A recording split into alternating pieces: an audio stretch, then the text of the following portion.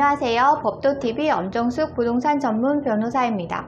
오늘은 전세금을 일부만 돌려준 집주인에게 대응할 수 있는 3가지 방법에 관한 내용입니다. 전세금을 돌려받는 과정에서 집주인이 돈이 없다는 이유로 전세금을 돌려주지 않거나 일부만 돌려주는 상황이 생기면 세입자들은 애가 탑니다. 만약 집주인이 전세금 전체를 돌려주지 않았다면 다양한 법적 절차가 존재하지만 전세금을 일부만 돌려받은 경우라면 상황은 간단치 않습니다. 특히 집주인이 전세금 중 일부만 돌려줬다면 소송을 제기할 수 있을지 혼란을 겪는 경우가 많습니다. 전세금을 일부만 돌려받은 상태에서 안전하게 잔금까지 받으려면 여러 방면으로 법적인 절차를 모색해야 합니다. 결론부터 말씀드리면 전세금 중 일부만 돌려받았더라도 소송은 물론 근저당 설정이나 공증 3가지 방법으로 전세금을 돌려받을 수 있습니다. 먼저 전세금 소송이 가장 확실한 방법입니다. 집주인이 전세금을 일부만 돌려준 경우에도 소송 진행은 가능합니다. 전세금 반환 소송이란 전세금을 돌려주지 않는 집주인을 상대로 세입자가 제기하는 소송을 말합니다. 세입자들이 전세금 반환 소송은 전세금을 전부 돌려받지 못한 상황에서 제기하는 소송이라는 편견이 있습니다.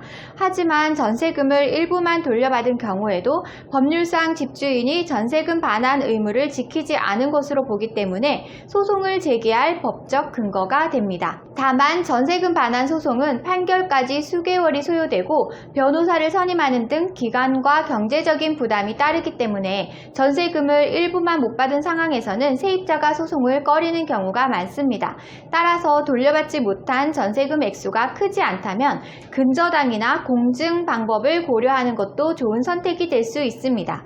근저당이란 집주인의 부동산을 담보로 설정하고 문제 발생 시 다른 채권자보다 먼저 채무를 변제받는 절차를 말합니다.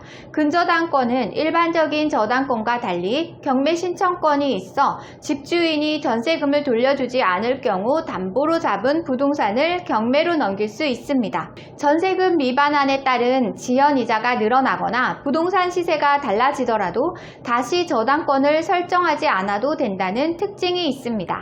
공증은 판결과 같은 효력이 있어 소송 대비 기간과 비용 면에서 유리한 측면이 있습니다. 공증은 서로 간 합의하에 간편하게 절차를 진행할 수 있습니다.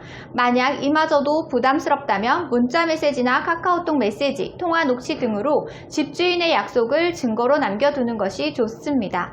한편 법적인 절차 대신 동시이행을 이용하는 방법도 있습니다.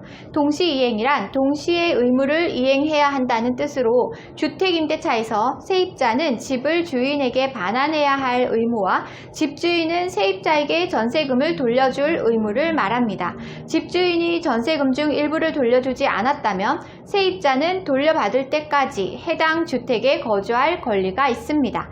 다만 이사를 꼭 해야 하는 상황이라면 가족 중 일부의 주민등록은 유지시켜 놓으면 이사 간 집과 기존 집 모두 대항력과 우선 변제권이 유지되기 때문에 해당 방법도 고려해 볼 만합니다. 오늘은 전세금을 일부만 돌려준 집주인에게 대응할 수 있는 3가지 방법에 관한 내용을 설명드렸습니다. 정리하자면 전세금 반환 소송, 근저당 설정, 공증 3가지 방법으로 잔금을 돌려받을 수 있습니다. 소송 절차가 부담스럽다면 근저당과 공증이 효과적이고요. 전세금을 돌려받을 때까지 가족 중 일부의 주민등록을 유지하는 것도 고려하셔야 합니다. 오늘 주제와 관련된 문의사항이나 전월세 보증금 관련 문의사항이 있으신 분들은 홈페이지에 문의사항을 남겨주시면 이메일로 답변 드리고 있는데요. 홈페이지는 네이버에서 법도 전세금 소송센터를 검색하시면 쉽게 찾으실 수 있습니다. 홈페이지에 접속하시면 상단 중앙에 전세금 반환 상담 메뉴가 보이실 텐데요. 체크된 부분은 명확하게 정보를 입력해 주시고 본문에 궁금한 내용을 입력해 주시면 이메일 또는 유선 전화로 답변 드리겠습니다. 오늘은 여기까지 설명해 드렸고요. 다음에 더 좋은 부동산 법률 정보로 찾아뵙겠습니다. 저는 엄정숙 부동산 전문 변호사였습니다.